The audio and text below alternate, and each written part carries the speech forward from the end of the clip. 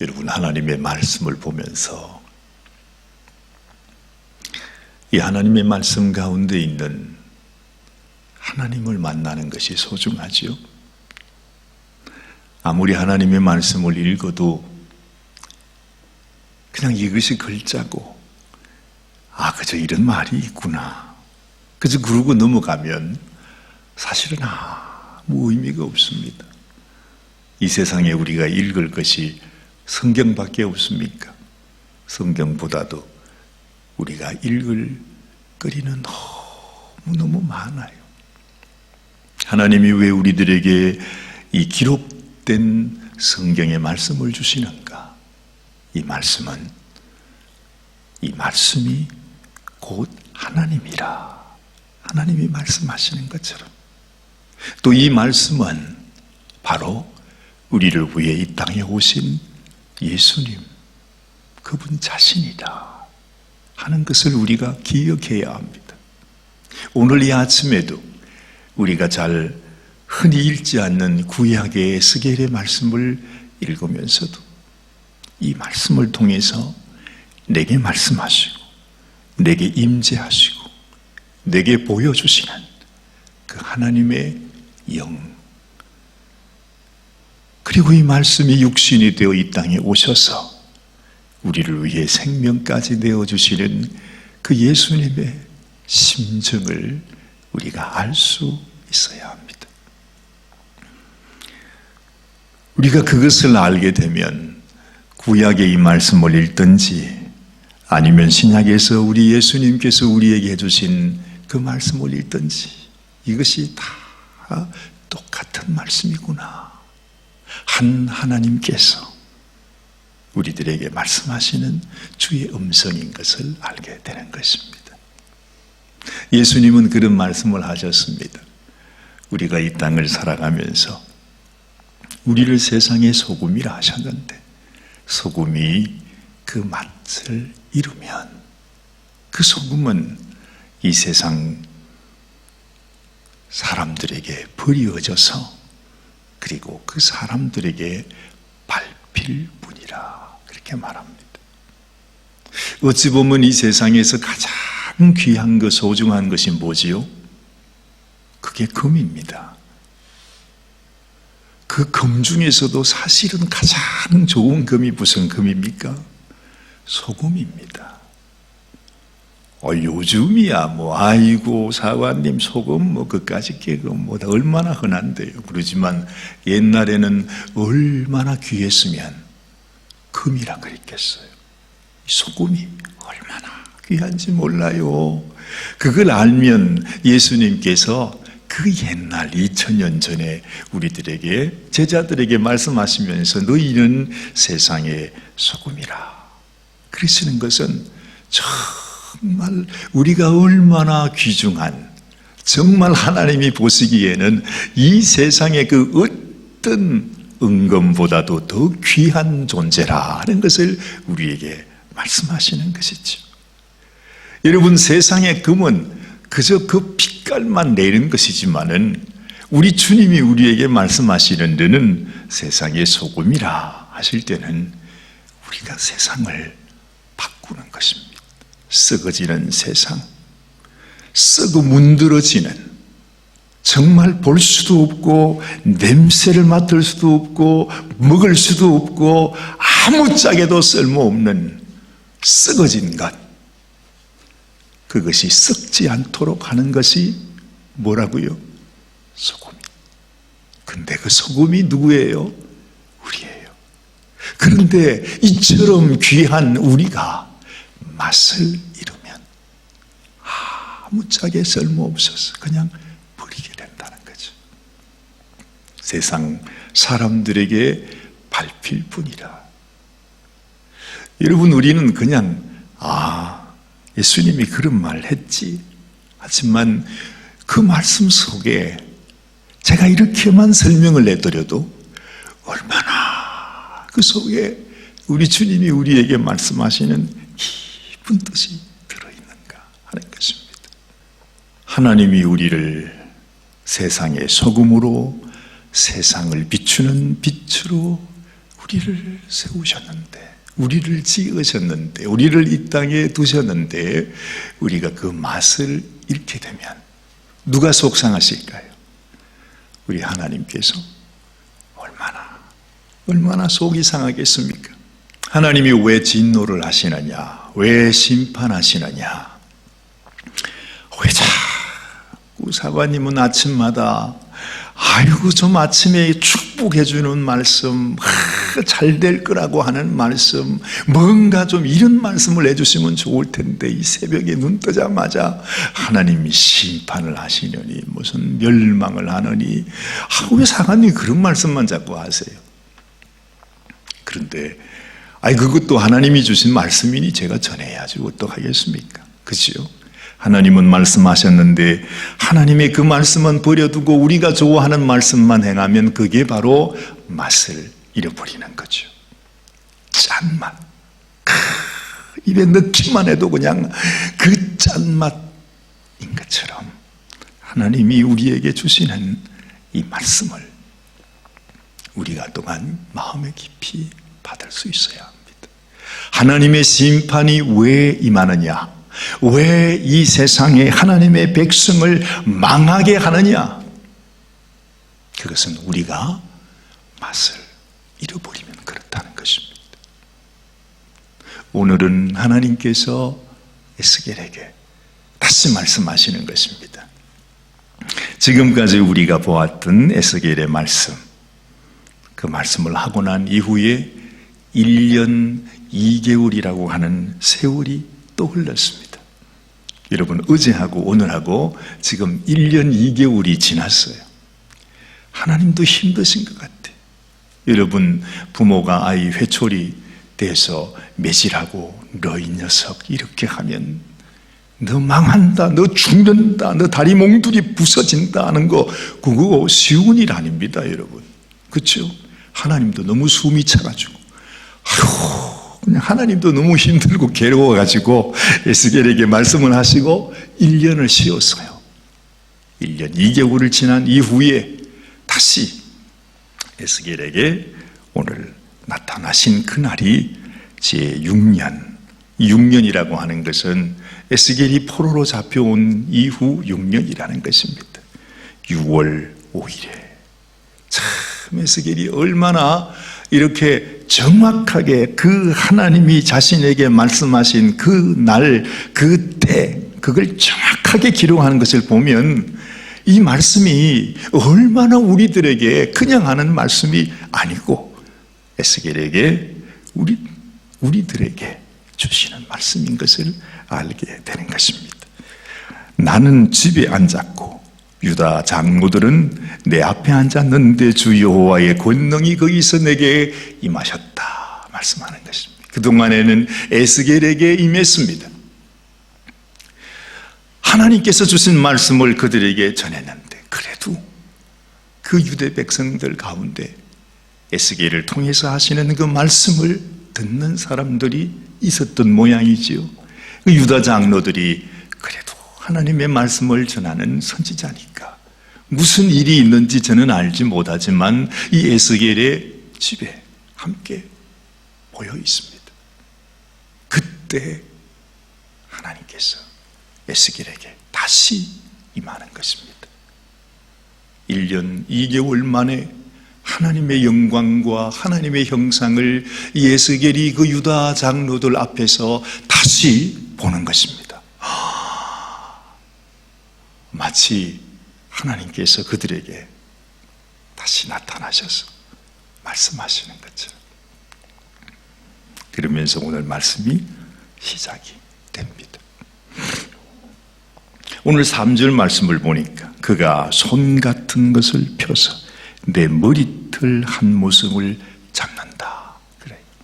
우리가 이 말씀을 보면 아이고 하나님께서 손을 탁 내밀어 가지고 에스겔의 머리칼을 탁 잡고 그냥 쫙 하늘로 올라가 가지고서 막 흔드는 것처럼 그런 느낌이 드는데 뭐 그랬는지도 모르지요. 그렇지요? 우리 사람이 물에 빠지면 절대로 그 사람 몸을 잡으면 안 된다고 그러잖아요. 그렇다면 같이 빠지니까.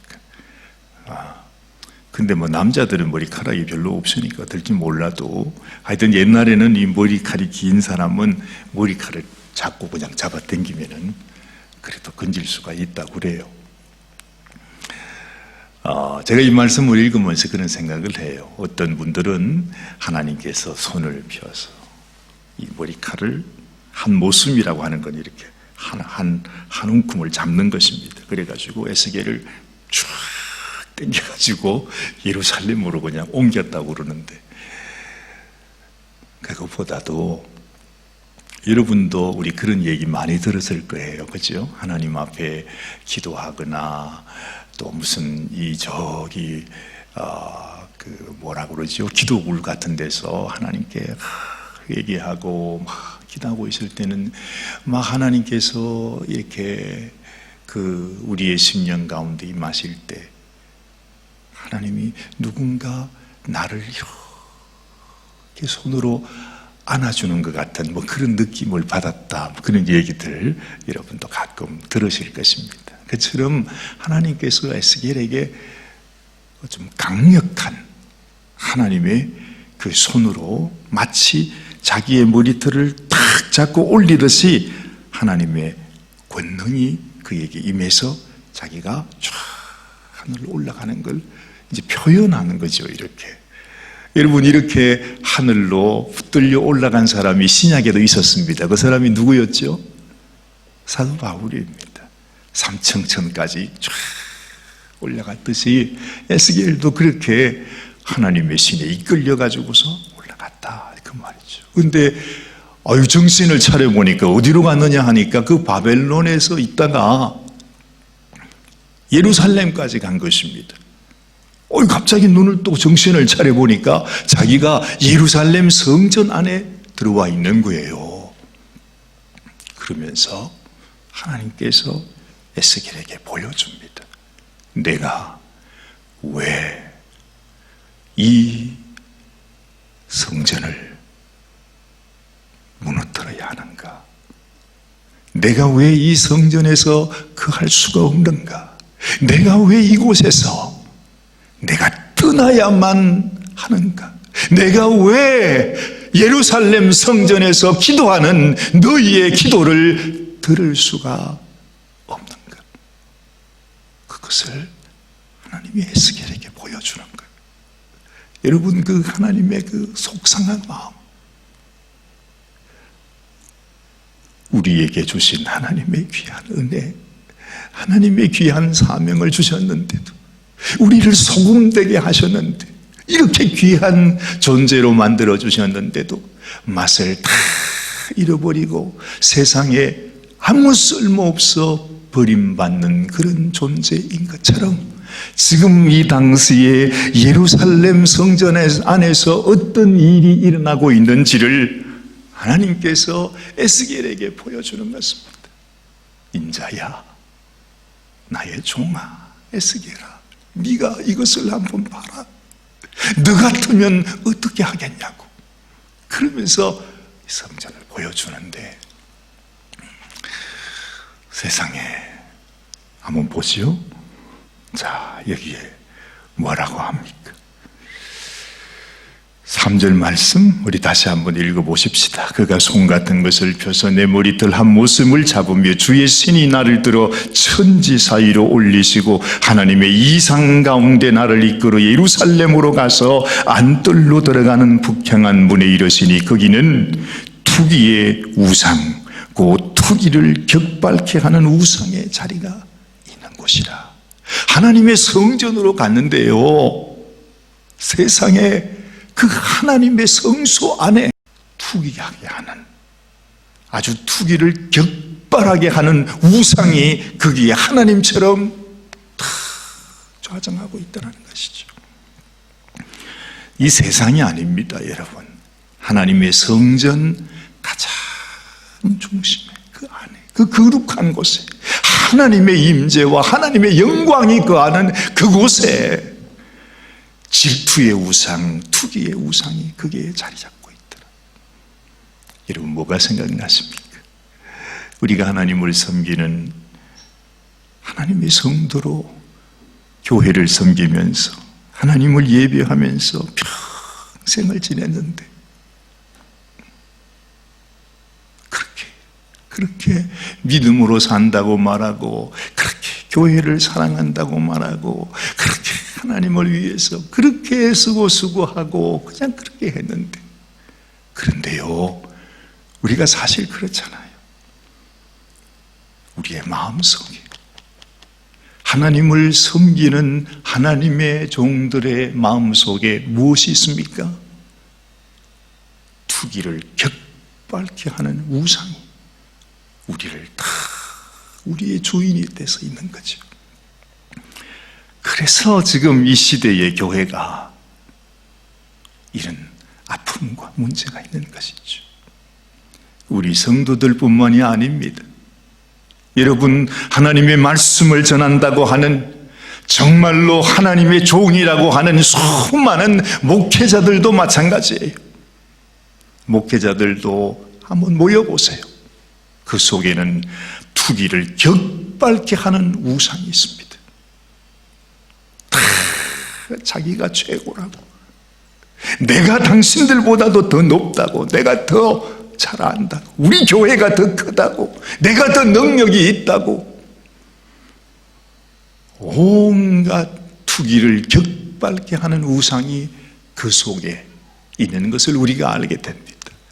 하나님이 있어야 하는 그 자리, 하나님의 사랑과 하나님의 은혜와 하나님의 용서와 하나님의 그 마음이 있어야 하는 그 자리에 어느 누구를 막론하고요, 더 거룩하면 거룩할수록 하나님의 교회 안에, 성도들 안에, 믿음이 좋은 사람들 안에, 목회자들 안에 들어가서 그 중심 속에 가보니까 하나님이 안 계시고 이런 우상이 그 속에 들어있더라는 거예요. 이것이 우리의 참 모습이라고 하는 것입니다. 그래서 하나님이 가슴 아파하는 거죠. 통탄하는 거죠. 에스겔아, 이걸 한번 봐라. 이 모습을 한번 봐라. 내가 너희의 기도를 들을 수 있느냐? 내가 이 성전을 그냥 둘 수 있느냐? 나는 이 성전을 무너뜨릴 수밖에 없다고 주님은 말씀하고 있는 것입니다. 정말 가슴이 아파서 이 모든 말씀을 우리가 다 말할 수 없습니다. 자, 오늘 7절 8절 말씀을 보니 이런 얘기도 하지요. 그가 나를 이끌고 뜰문에 이르시기로, 내가 본즉 담에 구멍이 있더라. 세상에 성전 담에 개구멍이 나 있는 것입니다. 그가 내게 이르시되, 인자야, 너는 이 담을 헐라 하시기로, 내가 그 담을 허니 세상에 그 개구멍을 통해서 들어갔더니 또 한 문이 나와요. 그래서 그 문을 열고 거기에 또 들어가 봤습니다. 그랬더니 뭐가 있습니까? 10절 말씀, 내가 들어가 보니 각양 곤충과 가증한 짐승과 이스라엘 족속의 모든 우상을 그 사면 벽에 그려놨어. 하나님의 성전인데 하나님의 성전 안에 부정한 그 우상으로 그냥 그림을, 벽화를 그려놨단 말이죠. 거기에다가 11절 말씀, 이스라엘 족속의 장로 중에 70인이 그 앞에 섰다. 사반의 아들 야샤냐도 그 가운데 섰고 각기 손에 향로를 들었는데 향연이 구름같이 오르더라. 여러분, 사람들은요 어쩔 수가 없어요. 70인의 장로들이라고 하면 이스라엘 백성들의 대표들입니다.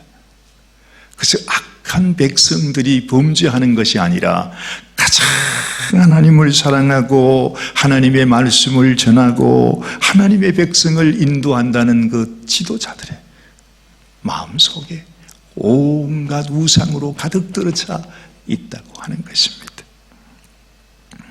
사반의 아들 야사냐 이렇게 말하는데 예외가 없다는 것입니다. 그렇게 하나님 앞에 거룩해야만 하는 그렇게 수많은 사람들이 다 알고 있는 유명한 사람도 다 똑같이 하나님의 성전 안에 글쎄 속 내막을 자세히 봤더니 전부 우상이에요. 전부 우상이에요. 우리가 하나님 앞에 나가면서 여러분 오늘 아침에 우리 마음속에 생각하십시다.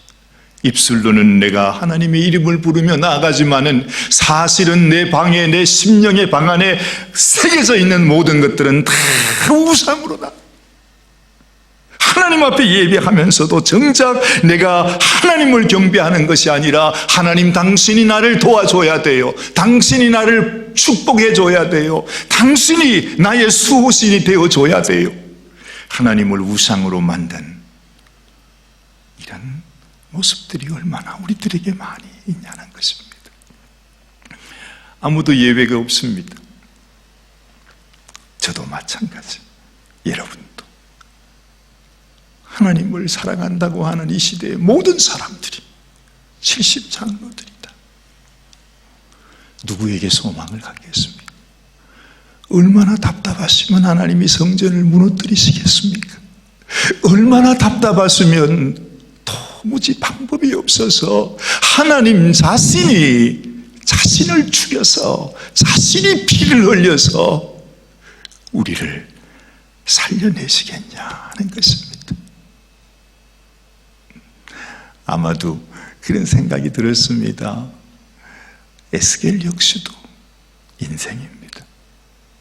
그 어느 누구도 하나님 앞에 나는 괜찮습니다 그렇게 말할 자는 없습니다. 아마도 그래서 하나님도 에스겔을 기왕이면 나의 종인데 손을 잡든지 발을 잡든지 또 받쳐서 참 한번 보라 그러실 수도 있을 텐데 에스겔의 머리를 잡았다 하시는 말씀은 모든 인생에게는 아무 소망이 없다는 것입니다. 이미 부정한 자가 되었다는 것입니다. 하나님이 잡을 데가 없어요. 그래서 머리를 잡고 이렇게 글을 올리신 것처럼 여러분 우리 인생을 구원하시고 우리에게 소망을 주시고 우리에게 생명을 주실 것은 오직 하나님 자신이 이 땅에 우리의 모습, 우리의 인생으로 오셔서 우리를 위해 십자가의 그 참혹한 죽음을 당하시는 길밖에는 우리를 구원할 길이 없었던 것이죠. 지금 우리는 이 말씀을 보면서 나를 향한 이토록 하나님 앞에 못나고 참 악한 나를 위해서 그 생명을 내어주신 그 주님의 마음, 주님의 심정을 우리가 다시 알아야 합니다. 하나님, 참으로 나를 위해 이 땅에 오신 우리 주님, 지울 수 없는, 정말 우리에게 어찌할 수 없는 이 약한 모든 죄, 내 심령 속에 한평생을 살아오면서 새겨져 있는 그 모든 우상의 그림들을 나의 의의가 아니라 우리 주님의 보혈로 나를 씻어주시고 나에게 새로운 소망을 주신 우리 주님, 그 주님을 사랑합니다. 하나님께 나아가는 길은 그것밖에 없습니다. 주님께 오늘 이 아침에도 주님, 이 세상에 이 악한, 정말 이 죄악의 세상 속에서 나를 온전히 구별하여 주옵소서. 주님을 진정, 주님의 그 마음을 알고 주님을 사랑한다 고백하며 진실로 주님을 사랑하는 저희들이 되게 하여 주옵소서. 기도하는 아침이 되시길 바랍니다. 살아계신 하나님, 정말 우리를 향한 하나님의 마음, 우리의 약한 심령을 보시는 우리 하나님의 마음이 얼마나 아팠을지, 영원한 멸망 가운데 던져질 수밖에 없는, 그럴 수밖에 없는 인생의 모습을 보면서 하나님은 얼마나 힘드셨을지. 주님, 이런 과정을 통해서 우리 주님이 이 땅에 오셨구나. 우리가 이렇게 악해서 어쩔 수 없이 하나님께서 당신의 생명을 우리를 위해 주셨구나 하는 것을 오늘 이 아침에도 다시 깨닫습니다. 진실로 주님 그렇습니다. 아버지, 세상에 무슨 소망이 있겠습니까? 주님, 그러나 우리의 심령 속에 진실로 주님을 사랑하는 마음, 진실로 하나님의 마음을 아는 마음, 하나님께서 원하시는 그 모습으로 주님의 신부로 주님 앞에 나아가는 저희들이 되게 하여 주옵소서. 오늘 이렇게 하나님께서 허락하신 귀한 토요일 아침, 하나님께 새로운 마음, 새로운 믿음, 새로운 심정으로 주님을 사랑한다 고백하며 나아가는 저희들이 되게 하여 주시옵소서. 우리 주님 예수님의 귀하신 이름 의지하여 간절히 기도드리옵나이다. 아멘, 아멘.